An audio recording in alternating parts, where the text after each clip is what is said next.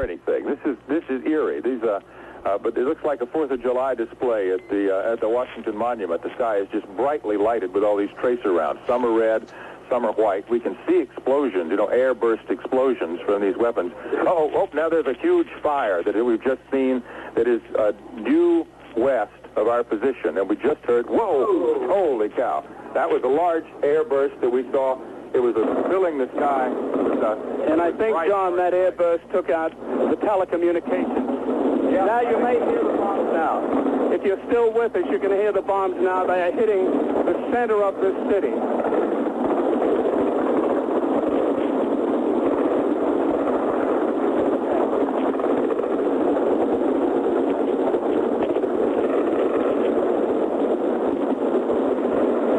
We're crouched behind a window in here. We're about 3 miles from where the center of action at this point seems to be.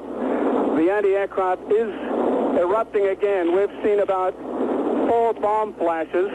I guess the planes are circling and coming back and eventually for more targets. John?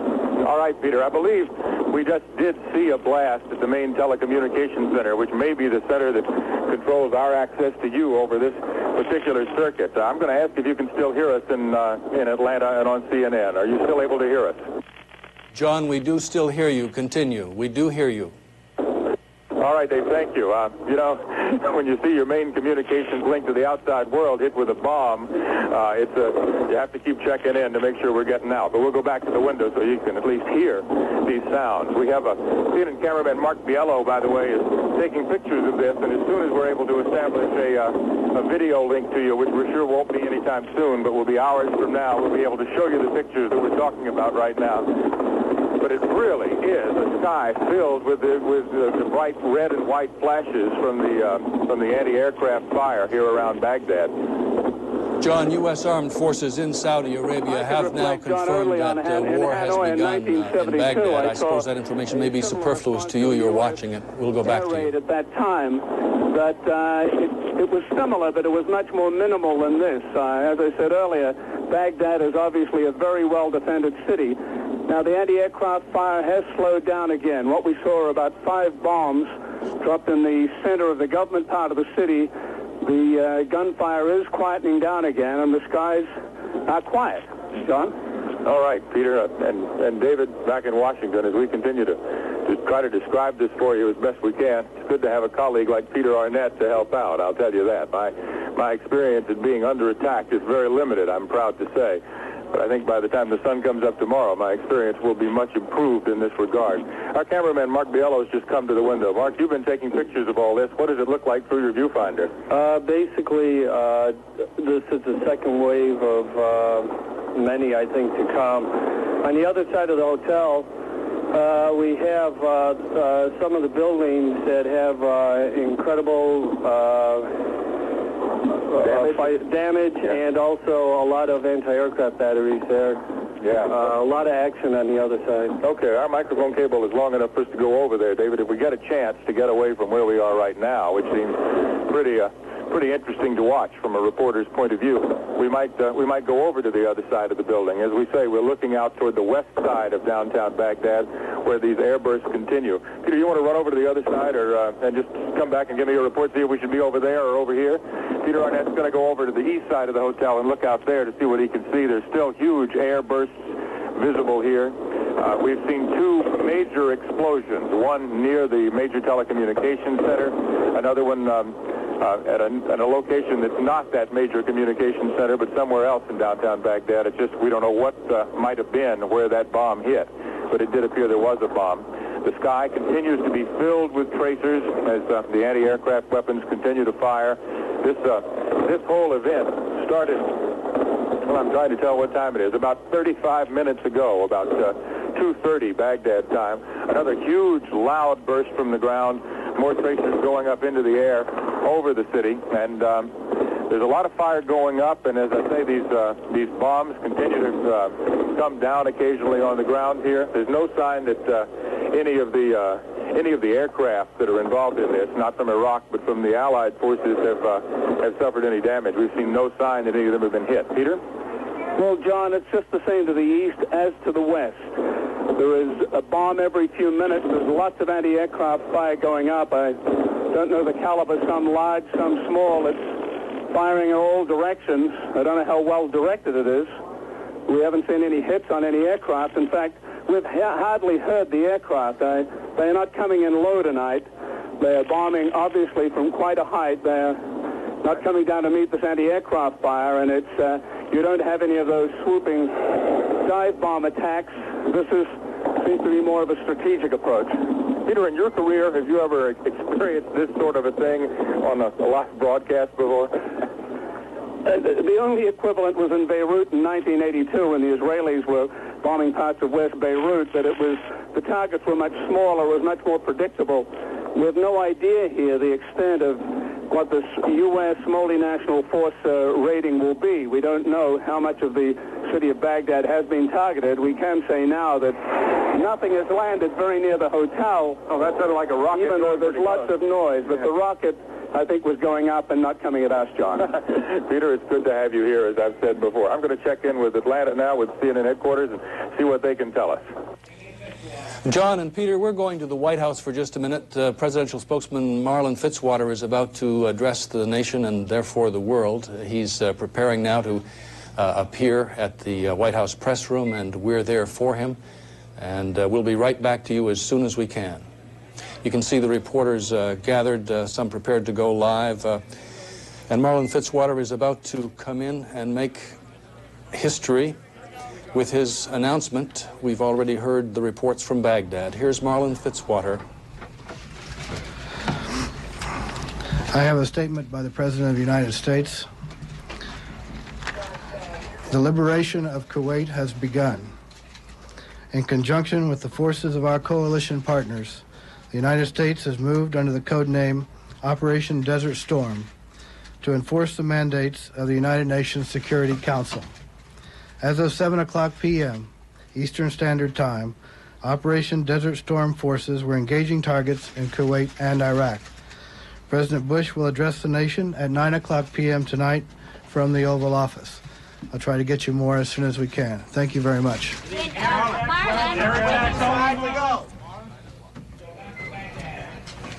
All right, Marlin Fitzwater not taking any questions. The President of the United States will address the nation in a little less than 2 hours from now at 9 p.m. Eastern Time. We're going back to the wire that we have to Baghdad. John Holloman is there, Bernard Shaw is there, Peter Arnett, and CNN staffers. Okay, Peter, we're back. Yes, John, it's clear now that even in the darkness, the thick walls of black smoke are rising from the city, from government buildings, barely a mile and a half away. The bombing is intensifying now, and the explosions are coming closer to this part of town. There's lots of targets here that the U.S. may be interested in terms of communication centers, presidential palace, and other matters. The sky is illuminated now by very large flashes of explosions that I really don't know what they are. Yeah, well, that's true, Peter, and now the entire city of Baghdad has been blacked out. All the lights except on the very outer periphery of the city have been blacked out. Peter, why don't we see if we can make that light go out? If we have to smash it, let's do it. Let's get that light out. There's one light on in our room, which makes us more visible than we might like to be as we report. So that was a bomb that came down fairly near our hotel. We don't know how near, but you can feel it shaking the building a little bit as it came down. There's still more tracer fire. Yeah, all right.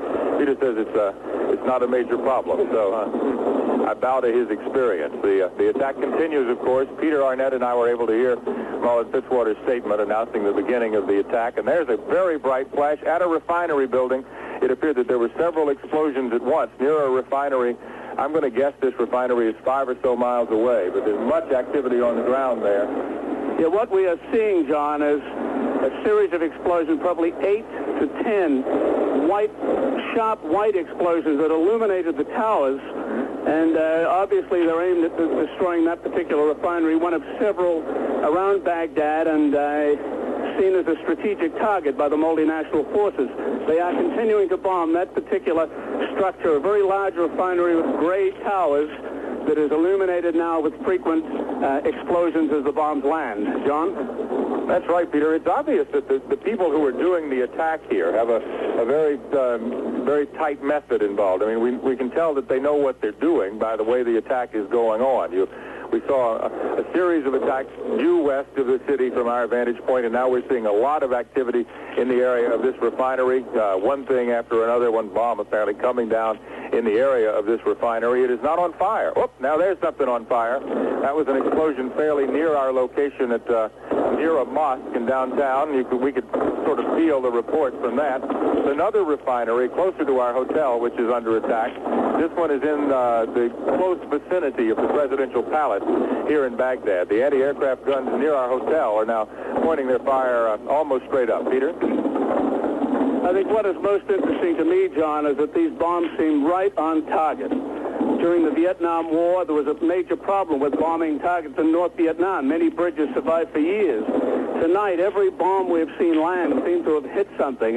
They hit the refinery directly. They hit a communications tower directly. They have these laser-directed, the guided bomb systems now, which are certainly proving very effective here tonight, or they seem to be proving effective here tonight. That's right. If our colleagues in Atlanta could find some photographs from Iraqi television in years past of the major military day parade, the major parade ground where they do military parades, is directly in front of us now, and some of the bombing has occurred fairly near that location. Peter's going to go to the east side of the hotel and see what we can report there at this point, and we'll continue to look out the window. There's another, seems to be a lull in the activity now, and as we continue to look out the window, we hear more reports from an area we can't really see any activity, but we can continue to hear the sound of the incoming bombs in the early morning hours today. And as we look, there's a kind of a pallor of smoke over the city of Baghdad now from all the bombing that has taken place so far. No way to keep score on how many of these bombs have come down. The anti-aircraft fire is pretty well stopped at this instant, and you can continue to hear an occasional round go off in the background. Okay, the entire city has now gone black. There were some areas of Baghdad that still had some light on the west side, but except for the emergency power here at our hotel, the city is almost in total blackness now. Peter? Well, the anti-aircraft fire has died down. It seems to me that there's been at least 3 waves of aircraft here so far. And while we can't see activity, we can hear bombs landing possibly to the north of our hotel. We cannot see it. Around this government center where we are living, the anti-aircraft fire has stopped. But as I said, further out in the city, out in the outskirts of the city, there seems to be more explosions taking place, multiple explosions. Yeah. Peter, have you been to the other side of the hotel? Is it the same over there as it is over here? Indeed, it's quiet over there, too, but I think it's probably just a lull if President Bush follows through with his threats to attempt to prove to Saddam Hussein that he should leave Kuwait. All right, we're going to check in with our other colleagues around the network now. David will give you a chance to come in with anything extra that you've got. We'd like to go now to Saudi Arabia, where Charles Jaco is standing by, the kickoff point for what the president has named Operation Desert Storm. Charles Jaco, please. Charles, can you hear me? This is David French. Yes, I can. Yes, I can, David. Charles, we're ready for your report, and you're on. All right, there was a momentary lapse. I apologize. What I can give you now is this pool report from Central Saudi Arabia, and let me just read it from you. It was filed by the Associated Press and the Chicago Tribune. The war with Iraq began early Tuesday morning as a squadron of U.S. fighter bombers took off from the largest U.S. air base in Central Saudi Arabia. They quote an Air Force Colonel Ray Davies as saying, quote, "This is history in the making." He said he watched a group of somber pilots board their aircraft, taxi down the runway, and take off. This was apparently a squadron of fully loaded U.S. F-15 fighter bombers that took off. There's obviously a great deal more firepower than that involved in this attack. All we can say is that earlier this evening, we did see several F-15s, afterburners on, arcing into the night sky, heading north toward Kuwait from here. It did not seem to be unusual because almost every day since this crisis began, there have been hundreds of flights a day in and out of this area. That apparently was part of this attack that's taking place. According to the Pool report that I'm again reading from, the pilots took off at approximately 12:50 a.m. Saudi Arabia time. That was approximately 2 hours and 20 minutes ago. All we can say right now is that the military here where we are in Saudi Arabia has no further information. They say all briefings will probably come from Riyadh, the capital of Saudi Arabia. But as we said right now, according to this wire report, the war with Iraq has apparently started. David? Okay, Charles, thank you very much for that report. As we heard from the White House, the liberation of Kuwait, in the words of the White House, has begun with Operation Desert Storm. We're going now back to Baghdad, where we have John Holloman and the others. Thank you, David. We've done a little housekeeping here. We've checked in with all of our CNN crew members, wanted to assure all our loved ones that we are all okay. CNN's Bernie Shaw has gone to a lower floor of the hotel. We're up pretty high, so we can get a bit better vantage point, but as several of our colleagues have told us, it might be a little safer, a little lower down in the hotel. But we like the view here. It's very quiet outside right now. There are a few cars speeding down the main drag in Baghdad in front of our hotel, but there's no more anti-aircraft fire. There appear to be, well, there was one little explosion that just occurred. Peter? John, I was just thinking, we've been waiting for this to happen since the deadline on the UN ultimatum passed at 8 o'clock yesterday morning in Baghdad. And certainly as the day progressed, it was clear here that the authorities seemed to be preparing for some kind of action. I'm sure they didn't have any kind of advance word, but as I speak to you, the anti-aircraft fire has started up again, and there is another wave of planes presumably coming in. We have yet to see the bombs fall, but it's the same pattern of the previous at least 3 raids that we have witnessed. John? All right, the anti-aircraft fire is now going toward the south. We're looking out to the west, and we see the tracer bullets going to the south. And we don't see any signs of approaching planes. The planes might be high, but the tracer bullets are still going up into the sky, and there's no sign of anything coming down from the sky right now, which for those of us in Baghdad is offering some comfort. But we've seen these bombs come down before, and so the situation is that the attack on Baghdad continues, and we'll continue to provide you with what coverage we can. You can hear the sounds of the anti-aircraft guns in the background as I look out the window here and continue to just describe what I see. It's very dark in Baghdad now. Most of the lights in downtown are out. The sounds that you hear are the sounds of Iraqi anti-aircraft guns pointed skyward. We don't have any indication at all that these anti-aircraft guns have had much success. Certainly no signs of airplanes in any danger at all. And from what Peter has been able to determine from his experience in this, it appears that the planes are so high that the anti-aircraft fire can't get to them. And that's just something more to report to you tonight. There are a couple of trucks on the street now. We only heard one siren in downtown Baghdad. At the beginning. Yeah, at the beginning. Bernard Shaw joins us now.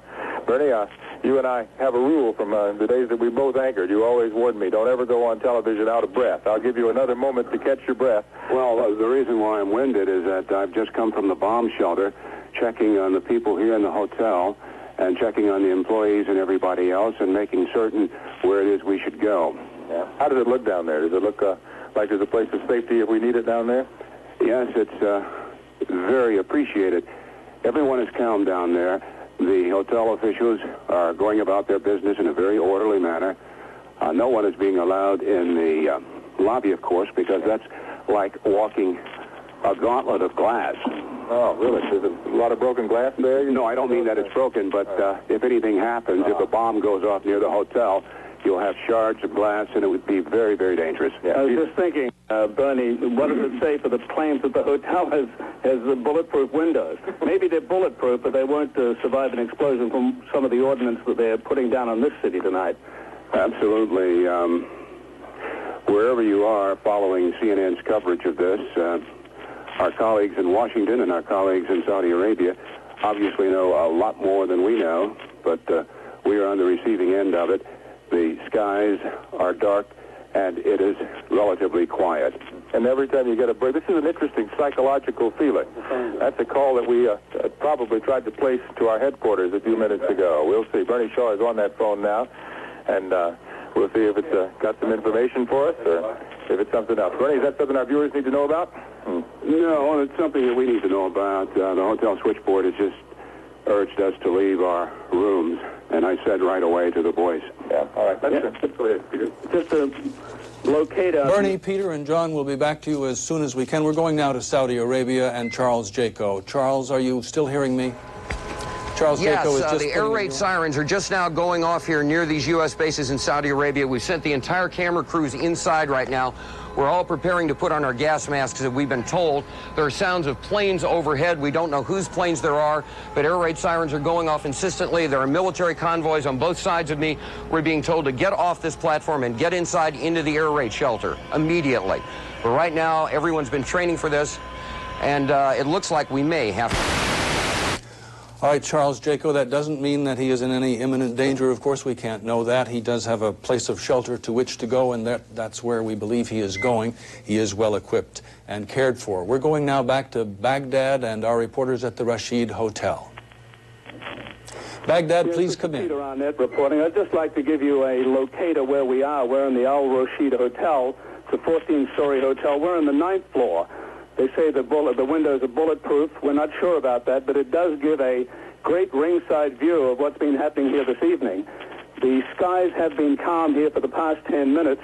There were at least 4 waves of bombers came in. They bombed an oil refinery, at least one. They seem to be bombing near the airport. There are other military installations it seems were hit. We saw some explosions within a mile of us, maybe a communications center. But the skies are indeed calm right now. We don't know if this particular stage is over. I have Bernie Shaw here again. Bernie? And Peter, I'm trying to see, do you know what happened to our set of binoculars? I want to see if we can establish the outline of the TV tower from which we've transmitted all our reports. John, can you see it? Yeah, let me go back to the window, Bernie. The tower is now dark. We saw it lighted, I guess 10 or 15 minutes ago, and it's the fact that it's dark. I mean, I think Bernie, if that tower had been hit by now, we would have seen the explosion at the tower. I believe it's probably still intact.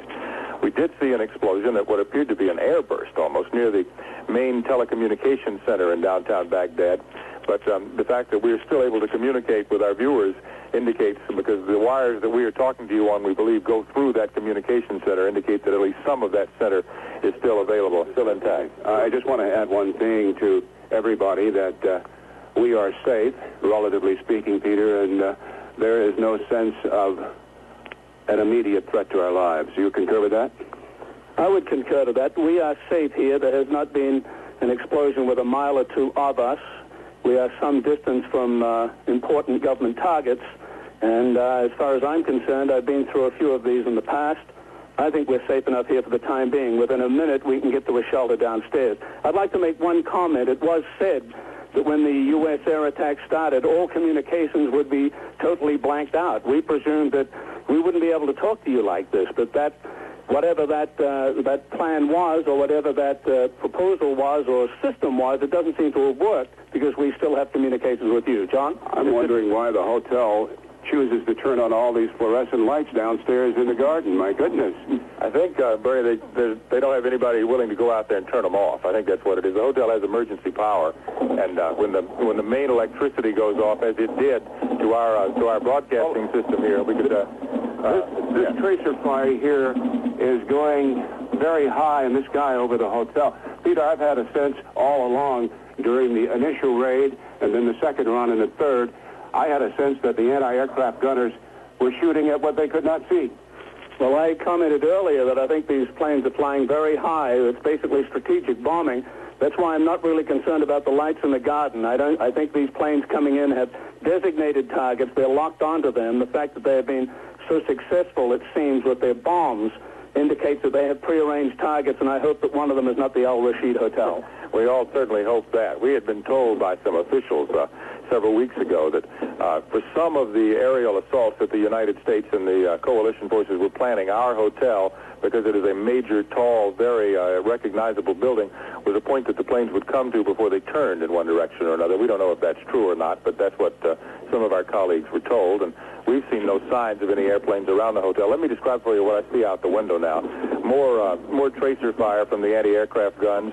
Another entire section of Baghdad went dark for about 2 seconds just now, and then the lights came back on, I guess, as emergency generators were turned on, or as whatever caused the lights to go out was restored. And we continue to see the tracer fire, and off in the distance we can continue to hear what may be the sound of bombs coming down, but there are no very noticeable explosions in our position. We're not being rocked and rolled by anything here by any means at the present time. Yeah, Bernie? John, it occurs to me that this attack is going to just shake the psyches of the Baghdadis here.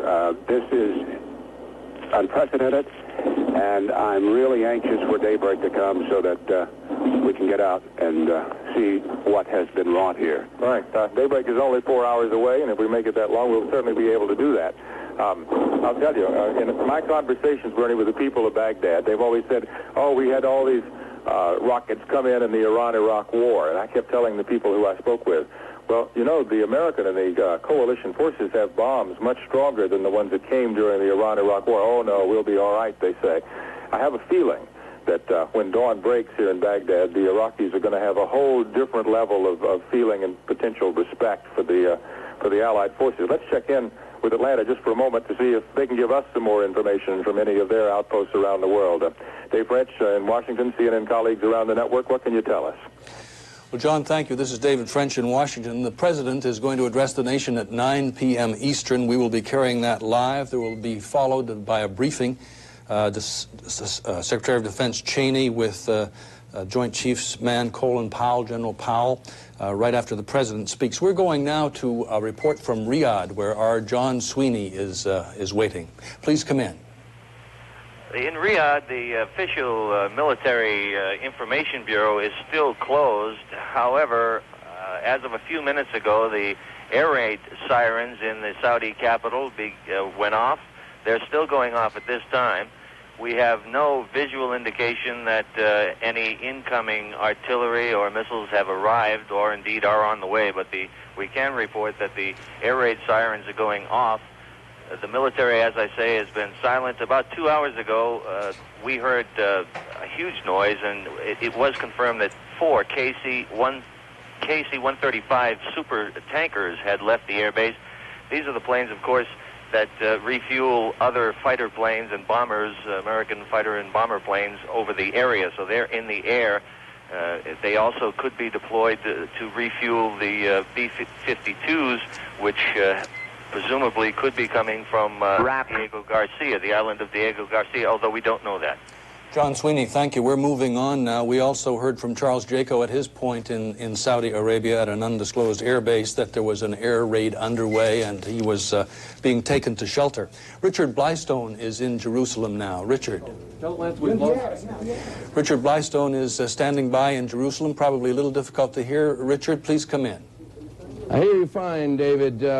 The most violent day, they say, in the history of warfare is almost an hour old, and most of Israel, I can say confidently, doesn't know anything about it. It's 2:30 in the morning here, and the streets are unnaturally quiet. The Israeli government, of course, does know about it. The Prime Minister says he has been informed. The military will be making a statement very soon. There is no sign whatever that Iraq has intends or is making good on its threat that if war breaks out, it will send missiles and or bombers against Israel.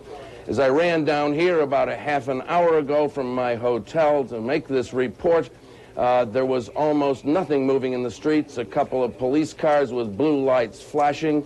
The radio here now is broadcasting CNN live. The Foreign Ministry also is watching CNN. A lot of people now are getting their news from CNN. Thank you very much, Richard. And because the diplomats are there watching, and of course we want to know too, we're going to New York at the UN, where Jeannie Mose is standing by and has been copying all that we've had to say. Jeannie. The Secretary General of the United Nations is up in his office right now watching TV. We're told 2 of his aides just went up to see him, and they speculated that perhaps the United States might ask for a meeting of the Security Council to brief and inform the members of what was going on, although that has not been requested yet. We're not sure whether it will be or not. It would be customary in this kind of situation, but I would not expect the Council to be doing anything much, because basically this action was authorized by the the UN Security Council when it passed a resolution saying that countries could use all necessary means if Iraq didn't get out of Kuwait by the 15th. So here at the UN now, most of the ambassadors have left. They are not here at the moment, but the Secretary General is up in his office, and perhaps the ambassadors will gather later. Thank you, Jeannie Most. At the United Nations, the place from which the edicts were issued that caused tonight's operation, Operation Desert Storm. John Holloman in Baghdad. Something has changed, David. All the lights in the city of Baghdad are now out, from everything we can tell. My colleague Bernie Shaw is with me as we look out on this now dark city. It's absolutely pitch black. And even though it's pitch black, for some curious reason, the emergency lights are working here at the hotel, but I can definitely see smoke. Yeah, you see that flicker of light out there? Yeah, there's a pallor of smoke over the whole city, Bernie. There were several explosions, pretty big explosions, maybe 5 or 10 miles away from where we are standing a little bit earlier this evening in the attack. And there's been a lot of smoke from that. And also, don't forget that early morning fog that we were talking about early this morning, it's about the time for that fog to begin to roll in again. So, well, I know the people here on the ground are praying for fog. It was very thick. Our charter couldn't come in yesterday morning, and I know they must be praying for fog. I want to go back to a description. When this first happened, when this burst upon us, I was trying to come up on the air. I'm told that we did get out. To describe for you, ladies and gentlemen, what that looked like against a canopy of a black sky, it was like the fireworks finale on the 4th of July at the base of the Washington Monument. Peter, you're chuckling, but that to me is not an exaggeration. I'm chuckling with nervousness, Bernie, not with derision. You made a comment a little earlier about the fog. I don't think the fog is going to help Baghdad. You mentioned earlier it's strategic bombing. These American planes know exactly where they're going and what they're going to hit.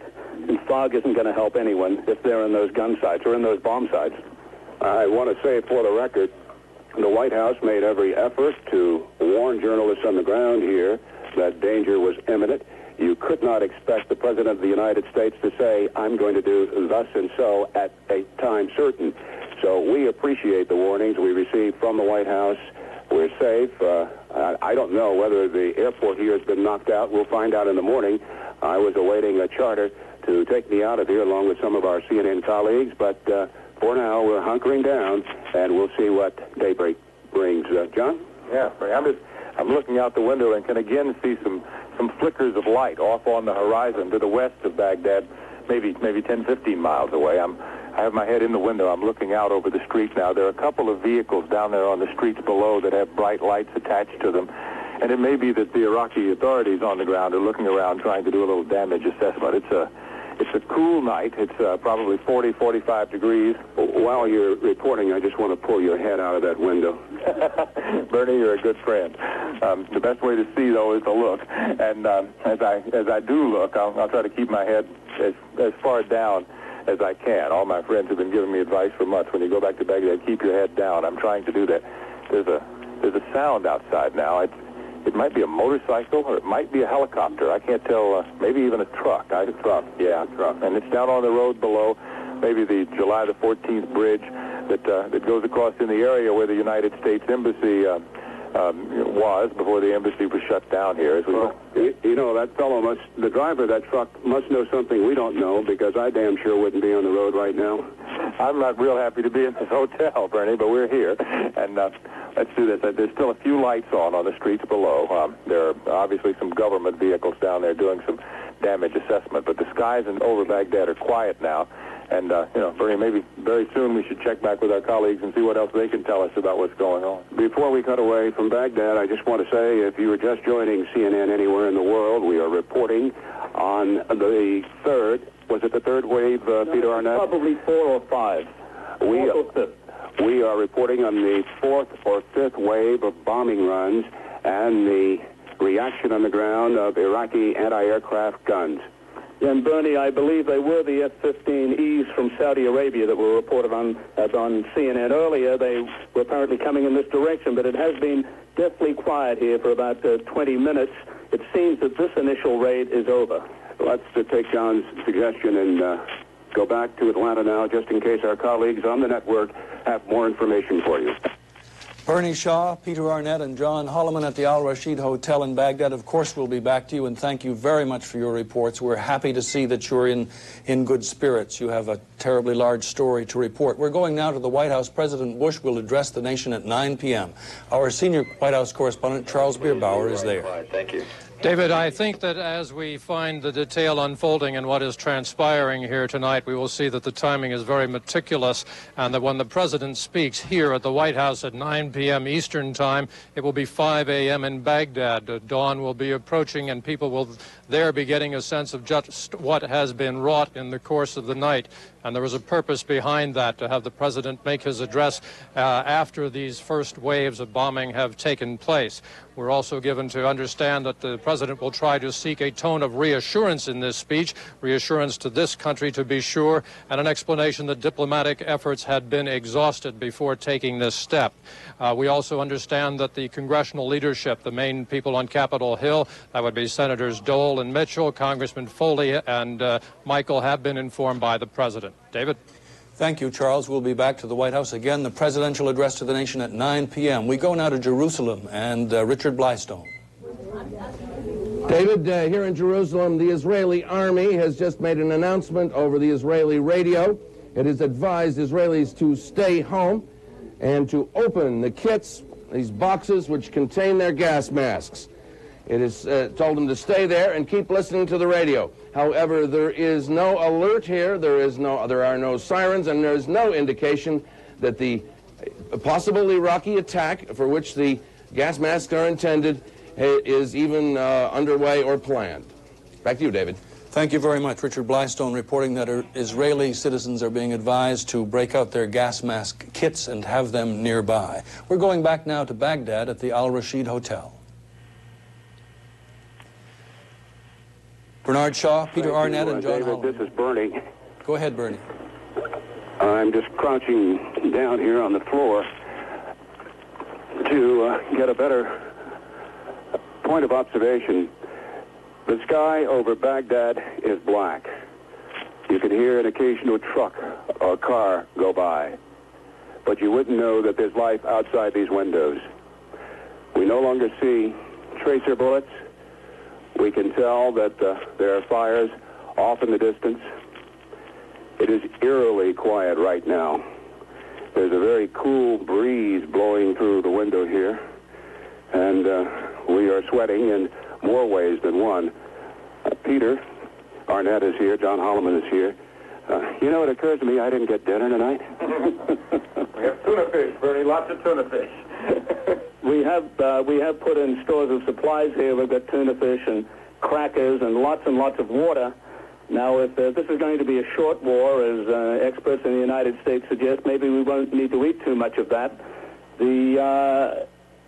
John, here we are to you. I just would tell you, Peter, that I hope we do, because I had a very difficult time at Iraqi customs at the airport bringing in a huge case with 100 pounds of canned tuna fish in it. I hope we get to use it.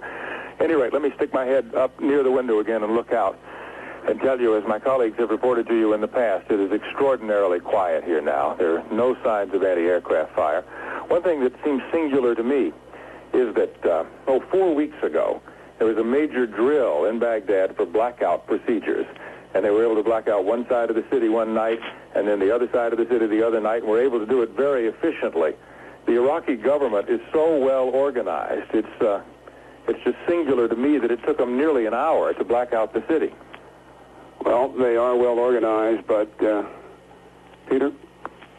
No, my feeling is that this was a surprise attack. I think the impression was given to us and maybe the rest of the world, we're in a cocoon here, that there'd probably be 48 hours of possible negotiations, renewed attempts to get some peace movement going. And that's why, while there was tension in the city today, there wasn't too much concern. There wasn't much concern around this hotel. Many journalists had made leisurely plans to leave in the morning on a scheduled Iraq Airlines flight. Don't forget the CNN charter. And there was a CNN charter coming in for Bernard Shaw. So the fact that the president did order the raids tonight seems to me to be a surprise attack. It could well have caught the Iraqis off guard. We don't know that, though. Well, we have to wait to hear President Bush's address, not only to the United States, but to the world. But, Peter, my instincts tell me that what we've we've experienced the last 2 hours, this is meant to be a sample.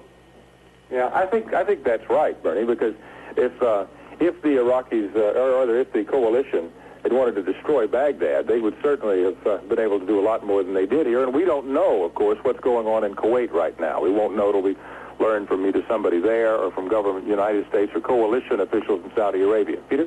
Well, now that we're speculating a little, my interpretation of the analysis of the last few weeks is that the president wasn't interested in another, what they call Vietnam situation, where you would have bombing and then an assessment, hope for a political move on that hand. I thought it was all going to come at once. In fact, on the very distant horizon, we can see the sky lit up with bright, seemingly bright yellow, I hesitate to say explosions. It's light. It seems to me that planes are pounding targets possibly 15 to 20 miles south of here. Bernie? Well, of course, we should label our speculation for what it is. It's going to be daylight here in about 3 hours, and we'll have a much better idea. And, of course, in less than 90 minutes, President Bush will be speaking from the White House, and we'll have a specific idea of United States intentions. Yeah. I think all of us, Peter, Bernie, and I all feel that because we're in Baghdad, we're the middle of the story. And I think probably from certainly the aspect of the red, yellow, and orange pictures that you're going to be seeing on television tomorrow, if we can get them out, most of them will come from here. But we should again check in with our colleagues around the network to see what else we can find out about this. Here we go. We'll go back to the rest of CNN. Go ahead, fellas. Thank you very much, John and Bernie and Peter, reporting from the Al Rashid Hotel in Baghdad, where Operation Desert Storm has struck with air power attacks by the multinational forces. And for that update, we'll go now to the Pentagon and Wolf Blitzer. David, Pentagon officials say it should have come as no surprise that this attack started tonight. They say that the United States wanted to start the attack at night. There are specific targets. For almost 5.5 months, the United States has outlined virtually every strategic target in Iraq and occupied Kuwait. The U.S. airstrike was almost certainly designed to begin with the stealth fighters, the F-15Es, the F-16s, as well as the Tomahawk unmanned cruise missiles that have been stationed in the Persian Gulf aboard some of the aircraft carriers. There are 2 there now, as well as the battleships Wisconsin and Missouri. Pentagon officials say that right after the president's address to the nation, 9 o'clock Eastern time, both Defense Secretary Dick Cheney as well as General Colin Powell, chairman of the Joint Chiefs of Staff, will come here into this room and brief the news media on details of the U.S. operation. It obviously has been well planned. Obviously, it's something that the United States has been planning for some time. Now let's go to Baghdad, where our colleague John Holliman is standing by. Well, thanks. As soon as we were confident that the skies were going to stay dark for a while, they lit up again. And there are more tracer rounds. We can hear explosions off in the distance to the west of central Baghdad. And we don't know how far to the west, but I can put the microphone out the window, and maybe you'll get to hear some of the sounds of these explosions just for a moment, or at least the anti-aircraft fire that is going with them. It's like a rumble, almost like an earthquake sort of a sound, or a giant diesel engine revving up off to the west of our position. The sky is filled with tracers. Bernie Shaw. Go ahead, Bernie. Well, hold on. Let's let our viewers hear what's happening. Yeah, okay. We're going to let you listen to the anti-aircraft fire and the sound of these bombs falling here in Baghdad.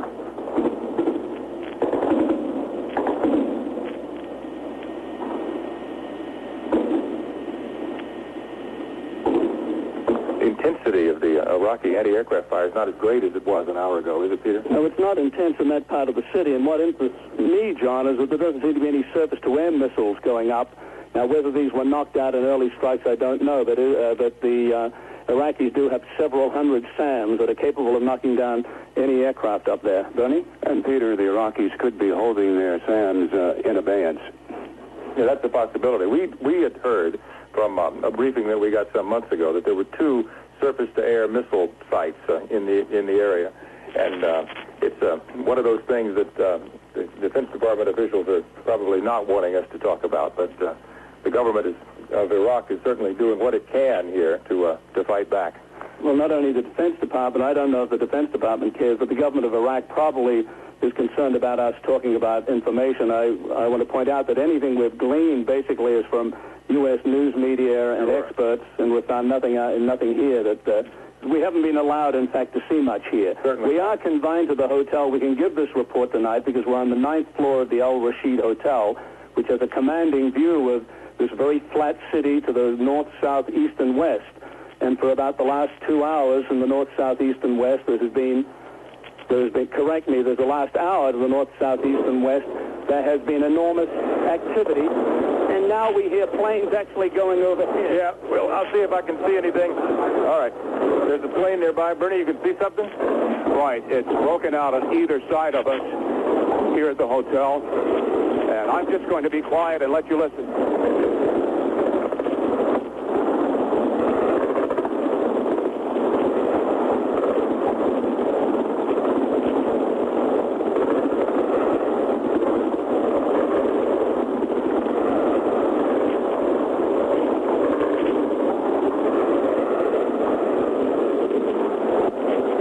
What we can see, Peter and I, the refinery that we told you about is still being hit again, and we can hear jet planes flying overhead now, and the anti-aircraft guns going up to attempt to hit those. And we can see some bright orange flashes off in the distance here on the horizon in Baghdad.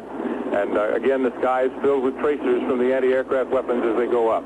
Yes, John, this is the heaviest raid so far, so close in. Maybe the outskirts have been pounded this way, but certainly several planes came right over the hotel and hit targets within a mile and a half of us. Bernie, what do you see on the other side of the hotel? I've just come from checking out the other side of the hotel, and it's equally intense on the other side. And clearly, this is the most intense exchange we've had so far, and that was really targeted.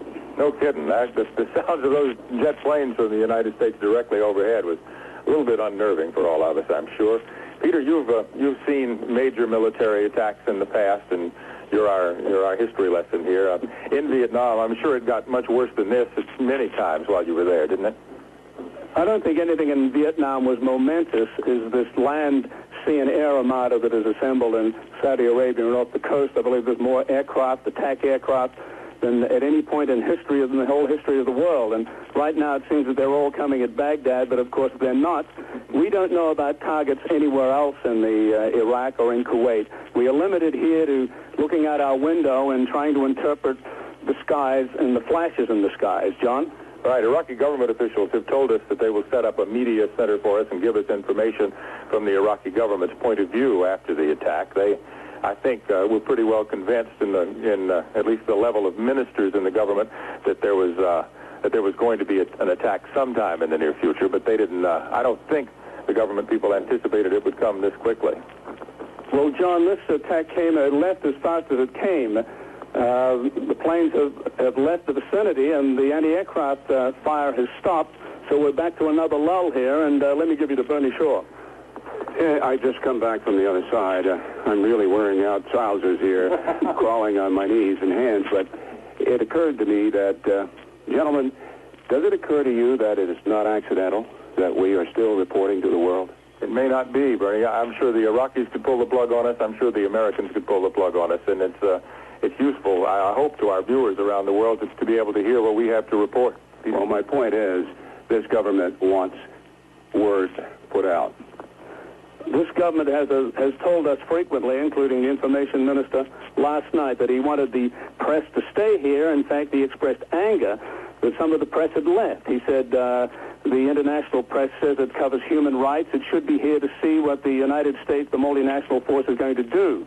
Now, I don't see any government officials around here tonight to assist us, but they have said that we can work here. And up to now, this has to be unique. It has to be unique that we are continuing to cover this story, to talk to you, despite a series of major impact bombing raids. Before we go back to our colleagues along the network, I would say, in reaction to what you said, that I think government officials have too much sense to be where we are right now. Let's go back to Atlanta. Here we go.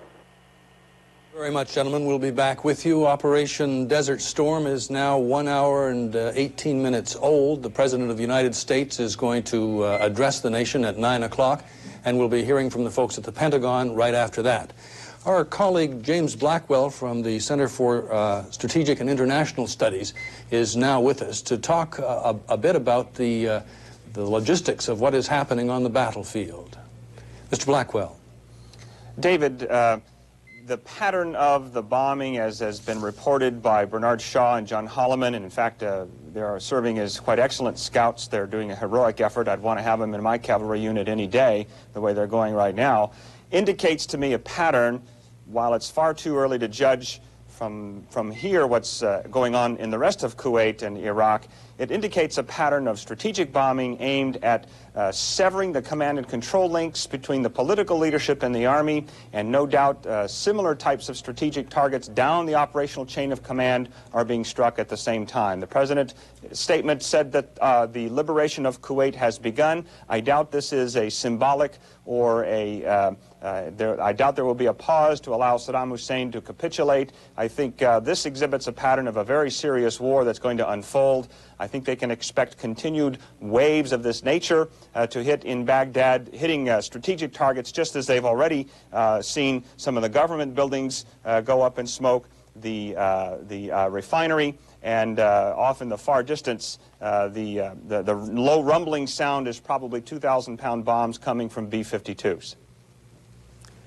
All right, James Blackwell, thank you very much. We'll be back with you a bit later. Let's go to the White House now and our senior White House correspondent, Charles Bierbauer. Charles.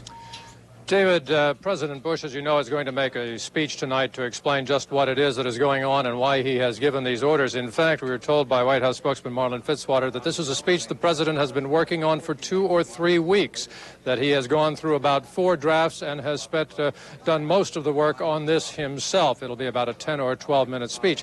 What is indicative of this kind of approach by the President is that this has been a process that is building. Mr. Fitzwater said decisions have been made incrementally leading up to the decision to launch the attack today. Indeed, the spokesman says that the President has had 5.5 months to prepare for this, and so what we've also heard from a number of people in the White House is that George Bush was amply prepared to use force almost from day one back in August when the attack on Kuwait itself was launched. The President, at a little before 7 o'clock, was in the Oval Office with some of his key advisors. He was watching the reports coming out of Baghdad from ours and other reporters there. The view was that this was happening exactly as scheduled. At 7 o'clock, he told his spokesman, Marlin Fitzwater, to go out and announce it. The President was described as calm and matter-of-fact. Prior to 7 o'clock, in the hour between 6 and 7, he called the congressional leadership to inform them of the actions he has taken. He has placed a number of calls to other world leaders. We don't know exactly who yet. That also took place in that same 6 to 7 o'clock time frame. So again, we will hear a speech that has been largely crafted by George Bush himself in anticipation of the action that he was going to call for this evening. David?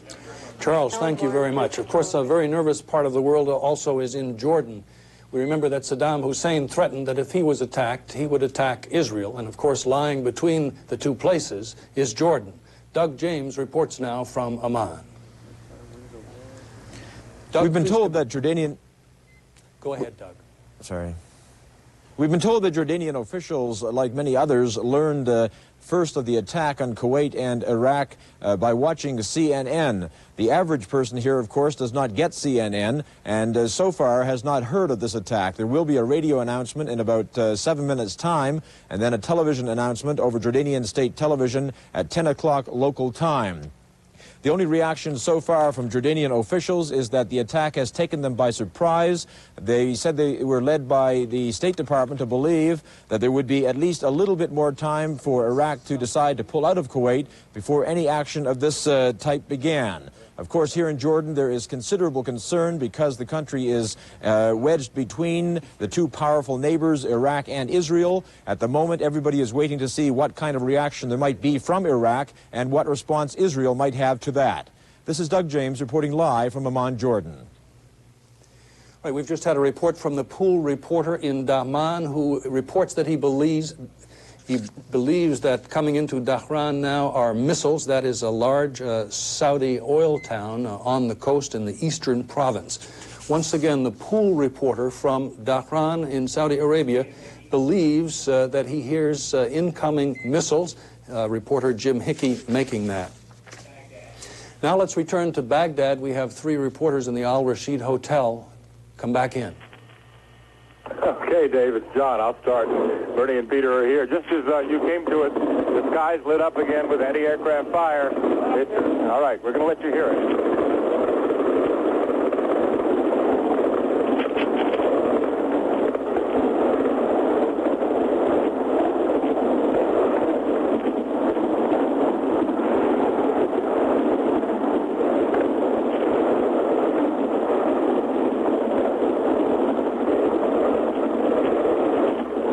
It's a brightly lighted night sky now. It looks like a million fireflies off to the southwest of our location and down to the south as another wave of anti-aircraft fire goes up into the air. It's like the beginning of it, John. There's all this anti-aircraft fire in our vicinity, but the explosions, this one a huge rose-red explosion probably 10 miles away, lighting up the sky. The guns near us have stopped firing. I get the impression that planes are just coming right over the city, and these anti-aircraft are picking them up, but they're just going on to their designated targets. And as I said, as we have noted, there's been no apparent hits on any of the attacking aircraft that we can see. Gentlemen, we are seeing an example of surgical bombing. Explain that, Bernie. There have not been any wild bombs going off out of pattern. You can barely hear the planes. And throughout the last 2.5 hours, 3 hours, whenever there were exchanges, they were in specific areas. It seems like 2.5 or 3 hours, Bernie, but I think it's been about an hour. I don't want to be frivolous about this. But we actually, Bernie, you may be right, but we won't know till tomorrow how surgically precise these bombs were. I'm sure tomorrow the Iraqi authorities, I hope, they will let us go out and see some of what's been going on. And I think that if any civilians have been hurt in these raids, we will probably get to see them. Maybe not some of their more important targets. What I meant by that is bombing in Baghdad proper. Yeah. Well, it's still a remarkable sight out the window here. The noise has calmed down, as I'm sure you can tell. I've got my head in the window, or at least in the vicinity of the window again, so we can look out here and get a better view of things. There's another string of tracer rounds going straight up into the air, pointing straight up out in the west of our location, and it's continuing to happen. There are other airbursts going up and exploding up in the air, and from time to time the night sky will light up brightly. In the area of, maybe more to the south into the west of Baghdad, now there seems to be a good bit of activity. We see a lot of lights and flashes in the sky, and you can hear some fire that at this distance almost sounds like M16 automatic weapons fire. Of course it isn't. It's big guns at great distances away from where we are. You know, and reflecting on my years in Latin America covering a civil war or two and having been shot at, and seeing bombing and this kind of fighting, aerial fighting, I must say that this is a new experience. This is quite something, isn't it, Barry? They're bright flashes of light as these big bombs go off in the far distance. Yeah, Bernie, go ahead. I'm going to leave you for a moment. I'm going to crawl over to the other side to see what's going on over there in that quadrant of the city. Bring us back a full report, Bernie, and we'll keep looking out here on this side of the building. More anti-aircraft fire going up. We don't see any major signs of fires or anything like that on the ground in Baghdad right now. And as we look out, we see more and more, we do actually. Now to the north of our location, we see some bright flashes of light on the ground, and now due west of where we are. There's more fire going up. There's a bomb that has come down now. You'll probably hear the report at the refinery in just a minute. We saw the bomb come down. We saw the flash, and you just heard the explosion. And it was a big blast bomb blast that came through this window. I'm going to back away from the window now. I'll still try to get a view for you, but that was a rough one for me. It was very far away, and I'm sure it was not dangerous, but it was the biggest blast of air that I've felt from a bomb so far. Peter? Yeah, that could have been as heavy as a 2,000-pound bomb. The windows in the hotel room have held. Maybe they are bulletproof. Maybe they're also bomb-proof. The waves are coming basically every 15 minutes now. It seems maybe 3-4 planes. They're unloading their hardware and then heading off. These pilots, these American pilots, are flying through a lot of flak, a lot of anti-aircraft fired from the ground. The gunners are firing a lot. The U.S. planes don't seem to be targeting any of the anti-aircraft weaponry at this point. They seem intent on hitting specified targets and then getting on their way. John? Peter, could the reason that they're not worried about the anti-aircraft fire be that the planes are flying high enough so that the anti-aircraft fire wouldn't be effective against them anyway? No, I think it would be too difficult to try and figure out where the anti-aircraft fire is, John, at this point. Don't forget, this seems to be a strategic attack on Baghdad. It is not preparation, I would think, for a ground assault. So there is less need to specifically knock off every weapon that's going up to you. All right, Peter, I'm going to go back to the window because I see some bright light off to in one direction from our location, and I see more and more air bursts. It looks like there are 100 fireflies off in the southwest of where we are now. It's just and the fireflies are flashing brightly one after another. It's really it's like sparklers on the 4th of July at a great, great distance, many miles away from where we are. The blast that came through this window a few minutes ago was very much like the first blast you feel when you're out at the countdown clock at Cape Canaveral for a space shuttle launch. It was just a powerful wave of hot air that came into our location here, and the sky is still alight. We see some more anti-aircraft rounds going off one by one. There's no great noisy barrage of anti-aircraft in Baghdad now, but we do still see things, and I'm going to look out the window and see if I can see where this bright light is coming from. I actually can't. It's in the direction, I guess, generally to the south of where we are, but I just, because of the way the hotel is built, I can't see around enough to tell you precisely where the bright light's coming from. Yeah, it could be anywhere away to the south of the west there, John. It's the skies are lit up frequently, and out there somewhere there is a terrible pounding going on, and it seems to be much more serious than it is here in the center city. And it has been continuing now for about an hour and a half, and obviously the U.S. Air Force is serious about its mission here tonight. Absolutely. And there could be some planes from other coalition members as well. We have another, I won't call this a lull, but well, there's an airburst not directly overhead, but it's visible up in the sky rather than down on the ground, out in the southwestern direction generally from where we are. And as I look